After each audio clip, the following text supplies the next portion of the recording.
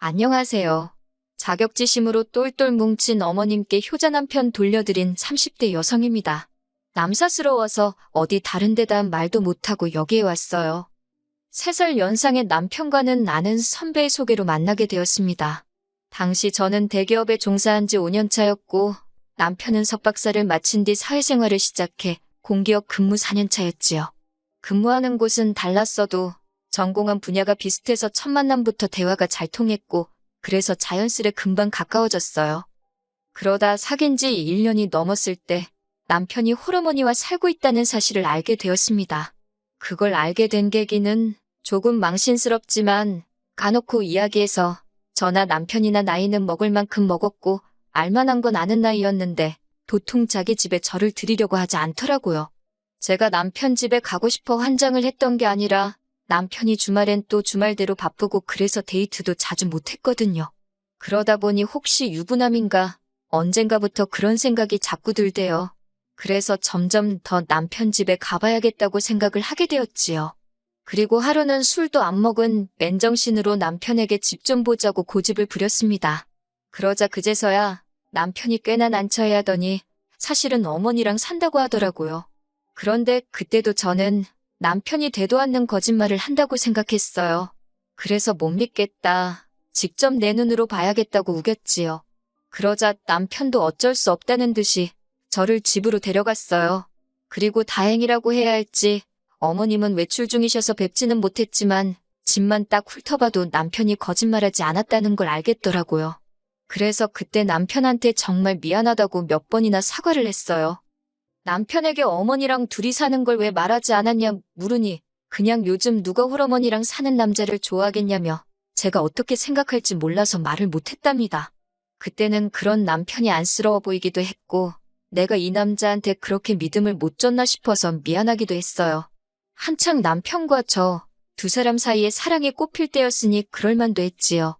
그래서 남편한테 나는 괜찮다. 홀어머니가 무슨 죄도 아니고 다 이해할 수 있다 했습니다.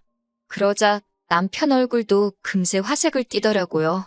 하지만 그게 제가 제 발등을 도끼로 찍는 일이 될 줄 그땐 몰랐네요. 이후로 남편은 데이트 도중에 맛집이나 경치 좋은 곳에 가게 되면 그렇게 어머님 생각이 난다 소리를 자주 하기 시작했어요. 아마 그전에도 생각은 났을 텐데 제 앞이라 말만 안 했던 거겠지요.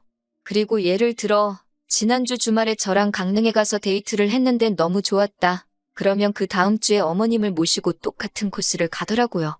앞서 말씀드렸다시피 주말엔 남편이 바빠서 데이트를 잘 못했다고 했잖아요. 그래서 제가 유부남인가 의심을 했다고. 그런데 사실은 그때도 이런 생활 패턴으로 지내고 있던 거예요.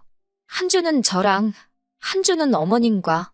그런데 이게 제 눈에는 되게 살가워 보였어요. 저도 위로 2살 많은 오빠가 있는데 저희 오빠는 부모님한테 굉장히 무뚝뚝하거든요. 그래서 남편이 어머님한테 하는 게 되게 자상해 보였고 결혼하면 저한테도 그렇게 잘해주겠구나 싶어서 좋아 보였어요. 그리고 한 반년쯤 지났을 무렵 남편이 저에게 프로포즈를 해왔습니다. 저처럼 소박하고 마음 넓은 여자와 함께라면 평생을 행복하게 살 수 있을 것 같다고요.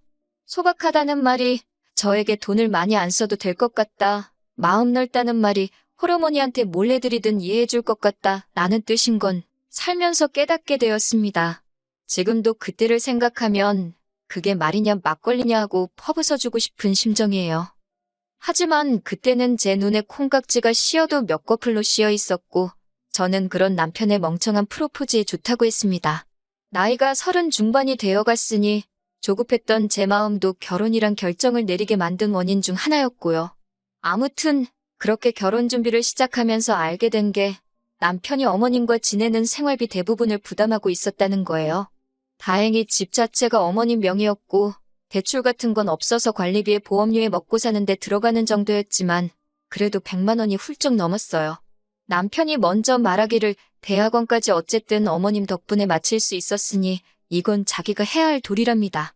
결혼하고 나서도 계속 이렇게 드려야 하냐니까 그래도 다행히 그건 아니래요. 자기가 결혼해서 나가면 어머님이 그 집을 팔고 작은 데로 이사를 하실 거고 그 차액으로 생활을 하시기로 하셨답니다.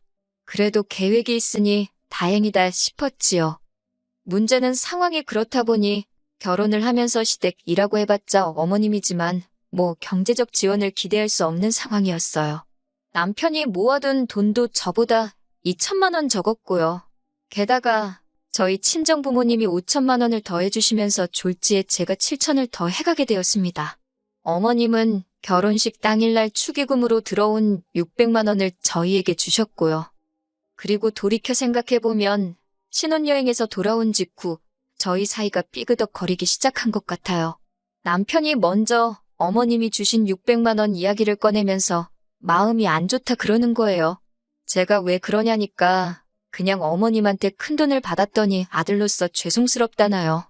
좀 황당해서 나는 5천만 원을 받아왔는데 그럼 나는 뭐 석고대죄라도 해야 하나 하고 뼈있는 농담 한마디를 던졌습니다. 그랬더니 남편이 그런 건 아니라며 말끝을 흐리더니 그래서 말인데 어머님이 주신 600만 원으로 어머님 핸드백이라도 하나 사드리면 어떻겠냐대요. 웬 핸드백이냐고 또다시 물었습니다. 말을 못 알아들어서가 아니라 어이가 없어서 물어본 거예요.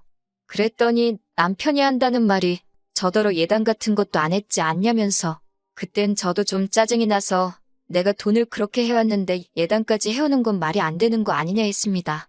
그리고 우리 이 부분에 대해선 이미 충분히 대화도 나눴는데 갑자기 왜 그러냐고 따지듯 말을 했지요. 그러자 남편이 이제 자기가 벌어오는 돈은 평생 저를 위해 쓸 텐데 그거 핸드백 하나 사드리자는 말이 제가 이렇게 짜증을 낼 일인지 모르겠답니다. 그래서 그러면 친정어머니도 사드리겠다 했어요. 그랬더니 한다는 소리가 장모님은 볼 때마다 핸드백 다른 거 들고 계시던데 꼭 해드려야 되냐는 거예요. 그 말이 어찌나 황당하던지 제가 그러면 어머님은 뭐 비닐봉지 들고 다니시냐고 받아쳐버렸습니다. 그랬더니 남편이 저더러 왜 이렇게 예민하냐고 원래 안 이러잖아 이러는데 진짜 화딱지가 나더라니까요. 그리고 결국 일단 두 분 다 핸드백은 안 사드렸습니다. 모아둔 돈도 없어서 친정도움 받고 대출도 받은 상황에 무슨 기분 내기냐고 참으라 했어요. 하지만 이후로 제가 감당해야 할 사람은 어머님을 끔찍하게 생각하는 남편뿐이 아니었습니다. 어머님 자체도 제 고민거리가 되었지요. 결혼 준비를 하는 내내 어머님은 저에게 크게 요구하시는 것도 바라시는 것도 없다 하셨습니다. 그저 둘이서 좋으면 그만이다. 나는 신경 쓰지 마라 소리를 입버릇처럼 하셨지요. 그래서 저는 제가 어머님 복이 있나 보다 했어요. 그런데 막상 식을 올리고 나니까 하나둘씩 이것저것 바라는 게 많아지시대요. 시작은 어머님이 이사를 하시면서였습니다. 남편과 어머님이 살던 집은 20평대 후반에 크지도 작지도 않은 아파트였어요. 그리고 남편 말대로 남편이 저와 결혼하면서 나오고 어머님이 집을 파셨습니다. 그리고는 15평대 아파트로 이사를 하시게 되었는데 그 집을 계약하신 이후로 계속해서 저희만 보면 모두 사야 되고 모두 필요하고 여러 가지 이야기를 하시더라고요. 한마디로 사달라는 소리였는데 참 난처하대요. 한편 그 무렵 저희 친정오빠도 애가 태어나면서 집을 이사하게 되었는데 저더러 김치냉장고랑 TV랑 혹시 필요하냐고 묻대요. 필요하다고 하면 저희 준다고요.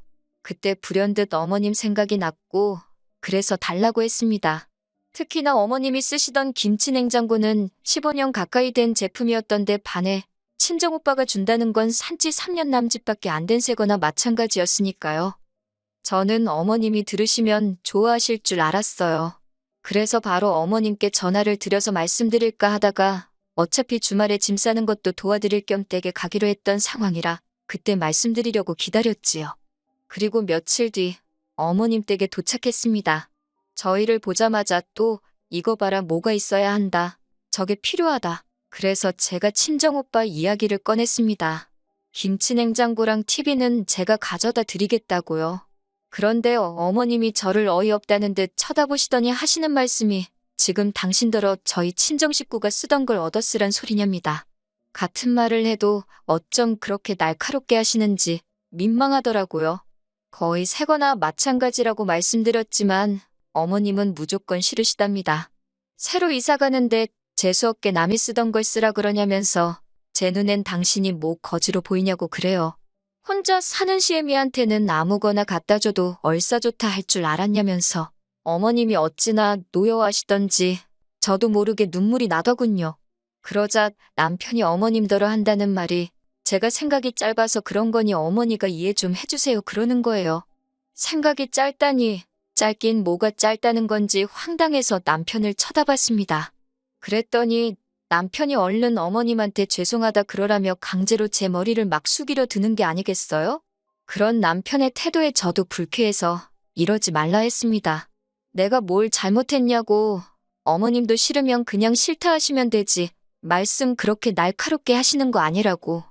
그리고는 죄송하다 짧게 인사하고 먼저 어머님 댁에서 나왔습니다. 남편더러 나는 먼저 집에 가야겠다고 당신은 알아서 하라고 했지요. 솔직히 구차한 말이지만 저는 남편이 저를 따라와 주길 바랬습니다. 하지만 홀시어머니의 힘이란 제가 생각했던 것 이상이더군요. 어머님 혼자 어떻게 저렇게 두고 가냐며 자기는 하루 자고 올라온다는 남편 말에 가슴이 무너지는 것 같았어요. 그리고 정말 이튿날 늦은 오후나 돼서야 남편이 집에 돌아왔습니다. 그리고는 저더러 할 말이 있다면서 이야기 좀 하자대요. 저도 마음이 상할 대로 상한지라 대화 같은 건 하고 싶지 않았지만 그래도 한 집에서 어디 피할 데가 있어야지 말이에요. 그렇게 남편과 마주 앉았습니다. 남편이 깊은 한숨을 내쉬더니 결혼 전엔 안 그러더니 저더러 왜 이렇게 돈 쓰는데 인색하게 구냐고 물어요. 그걸 질문이라고 하는 거냐고. 결혼하면서 친정에 손 벌려 대출 받아. 우리가 지금 갚을 돈이 얼만 줄 알긴 하냐고 제가 남편에게 되물었습니다. 그리고는 남편한테 당신도 그렇고 어머님도 그렇고 결혼식 하기가 무섭게 왜 이렇게 돈을 못 써 안달이냐고 따졌어요. 당신은 무슨 핸드백 타령을 하지 않나. 그리고 어머님은 우리 결혼할 때 겨우 600 주셔놓고 당신 이사한다고 뭐를 어떻게 해달라고 저러시는 거냐고 따졌지요. 그랬더니 남편이 저더러 어머님 입장에서 한번 생각해보래요.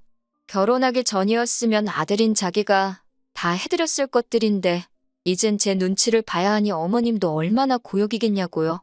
어이가 없어서 그러면 아들 장가를 왜 보내셨냐고 옆에 끼고 둘이서 알콩달콩 살아야지 하고는 빽소리를 질러버렸어요. 결혼했으면 가정에 충실한 게 맞고 아내한테 상의하고 돈 쓰는 게 맞지 결혼 전처럼 살 거면 뭐하러 결혼을 하냐고 제가 연신 맞는 말만 해댔답니다. 그랬더니 그제서야 남편도 좀 주춤하더니 일단 알겠다고 하대요. 자기는 제가 친정에도 살갑고 이래저래 잘하니까 어머님한테도 그럴 줄 알았다면서 그때 속으로 이 남자가 도대체 무슨 생각으로 나한테 결혼을 하자고 한 건가 그런 생각이 들더라니까요. 그런 한바탕 소동 이후로 어머님 이사하시는데 100만 원 딱 보태드리고 아무것도 안 해드렸어요. 100만 원도 솔직히 제 마음 편하자고 해드린 거지 마음에서 우러나서 드린 돈은 아닙니다. 그리고 이후로 어머님한테 찾아가고 뭐 챙겨드리고 그러는 건 남편더러 당신 용돈으로 하든 어쩌든 알아서 하라 했어요. 그때부터 저희 부부 돈 관리도 따로 하게 되었고요. 이 모든 일이 결혼한 지 6개월 만에 벌어졌습니다. 결혼에 대한 회의감이 들었고 마음 같아서 물리고 싶었지만 나이가 나이인 만큼 주변 사람들 눈도 신경 쓰이고 이혼이 말처럼 간단한 건 아니잖아요? 그리고 이후로 남편하고 그럭저럭 다시 괜찮게 지냈어요. 안 좋은 날이 있으면 좋은 날도 있고 그랬지요. 어머님과의 사이도 좋을 것도 나쁠 것도 없이 지냈습니다. 다만 그 벌은 못 버리시고 저만 보면 앓는 소리 하시면서 뭘 그렇게 사달라 하셨는데 그럴 때마다 저도 대출 갚기 전에는 못 해드린다 했지요. 그렇게 결혼한 지 2년이 넘어가던 날이었어요. 어머님이 건강검진 때문에 겸사겸사 저희 집에 오신 날이었지요. 검사를 마치고 셋이서 늦은 점심을 해결하기 위해 동네 매운탕집에 갔습니다. 자리에 앉아 식사를 하면서 이런저런 이야기들을 나누던 도중 남편이 갑자기 폭탄 선언을 하대요. 조만간 회사를 때려치고 사업을 하려고 한다는 겁니다. 저랑 한번 상의한 적도 없던 일이라 그게 무슨 소리냐고 갑자기 잘 다니던 회사를 왜 때려치냐 했어요. 그랬더니 자기 부서에 일머리도 없고 멍청한 사람이 하나 있었는데 그 사람이 회사를 나가서 창업을 했답니다. 그런데 그게 대박이 나서 지금 사장 소리 듣고 다닌다고요. 그런 사람도 하는데 자기라고 못할 게 있겠냐며 저더러 좀 도와달라나요? 저는 말도 안 되는 소리 하지 말라고 사업은 아무나 하냐고 그냥 회사 생활이나 열심히 하라 했어요. 솔직히 저희 남편이 시키는 일은 잘해도 알아서 찾아서 하는 사람은 아니거든요. 그런데 남편이 그러지 말고 자기 한번 믿어보랍니다. 어머님은 앞에서 당신 아들한테 뭐라고 하는지 두고 보자 하는 눈으로 저를 째려보고 계시지, 남편은 밑도 끝도 없이 사업 타령이지 정신이 하나도 없었어요. 제가 남편더러 사업 아이템은 생각해놨냐, 자본은 있냐 물었습니다. 그랬더니 무인 책방을 하겠다나 어쩐다나 그러면서 초기 자본금으로 1억이 필요하대요. 어이가 없어서 웃었습니다. 제가 남편더러 당신은 얼마나 모아놨냐니까 우물쭈물 하더니 천 어쩌고 그러는데, 저희 남편이 한 달 실수령액이 450 가까이 됩니다. 적지 않은 돈이지요. 그리고 제가 알기로 그중에서 공동생활비로 100만 원을 내놓고요. 대출이자는 남편이 40, 제가 20씩 내고 있어요. 집을 구할 때 제 돈이 더 많이 들어갔으니까요. 그래도 300 가까이가 남는데 그 돈을 어떻게 썼길래 2천밖에 못 모았다는 건지 황당하더군요. 그리고 당연히 제 의심은 어머님한테로 향했습니다. 나 몰래 어지간히 퍼날랐구나 싶었거든요. 그런데 어머님이 대번에 남편이 얼마를 모았건 어쨌건 그걸 왜 네가 신경 쓰냐며 잔소리를 하시대요. 옛날 같으면 남편이 사업한다고 하면 친정어머니 머리를 팔아서라도 돈을 구해오는 게 마누라의 도리였다면서요. 듣도 보도 못한 말씀에 어처구니가 없었지요. 제가 정 그러면 어머님이 어머님 머리 팔아다가 이 사람 사업자금 대주시라 했습니다. 저는 그렇게는 못한다고요.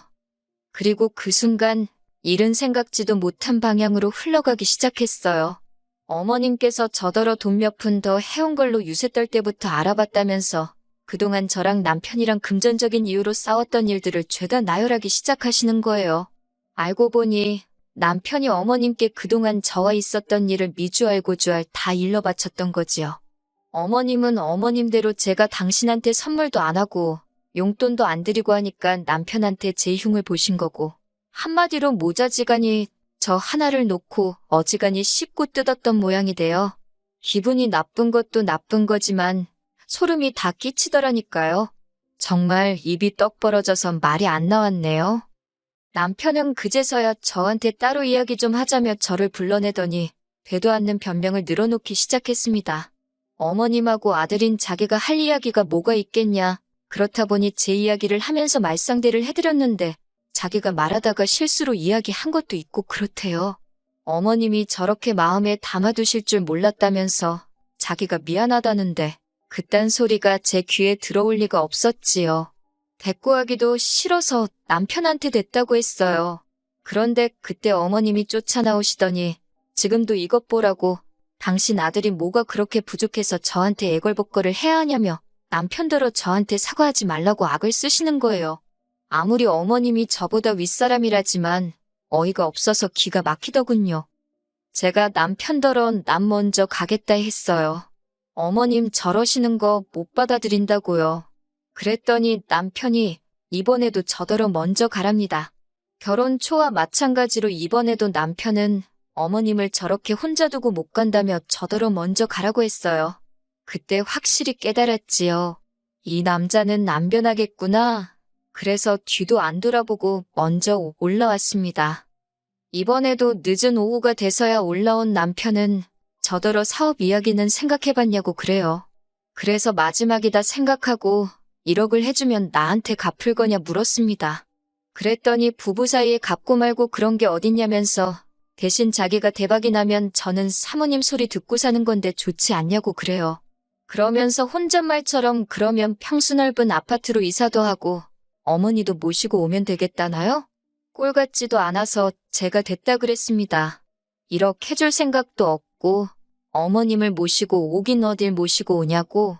그 말에 남편도 발끈해서는 자기가 벌어다주는 돈으로 먹고 살면 어머님 정도는 모시는 게 당연한 거 아니냐는데, 아니 사업을 시작한 것도 아닌데 벌써부터 김칫국을 처먹고 있더라니까요. 그리고 이후로 고민 끝에 저는 남편과 이혼을 하기로 결심했어요. 남편을 납득시키는 건 정말 그 무엇보다도 어려운 일이었습니다. 남편은 자기가 이제 결혼도 하고 안정된 삶을 꾸릴 수 있게 된 만큼 그간 어머님께 받은 은혜에 보답하고 싶었던 것뿐이라며 저도 부모가 있으면서 어쩜 그러냐고 원망을 쏟아냈지요. 하지만 전 남편에게 1순위고 싶었거든요. 그래서 남편더러 더 마음 넓고 이해심 깊은 여자를 만나라 했습니다. 그리고 다행이라고 해야 할지 어머님께서 연락도 없이 집으로 찾아와 저더러 매정하고 못돼 처먹은 X라고 어찌나 욕을 하시던지 그나마 남편한테 남은 정도 다 털게 해주시대요. 금전적인 부분은 비교적 원만하게 남편과 합의를 받고 결국 이혼했습니다. 여기까지 오는데 3년이란 시간이 걸렸어요. 어머님은 지금쯤 다시 당신 품으로 돌아온 아들 때문에 행복하실까요? 남편도 더는 저를 신경 쓰지 않고 원하는 만큼 효도를 할 수 있으니 기쁠 거예요. 그렇지요? 저도 제 행복을 찾아서 다시 한번 떠나보렵니다.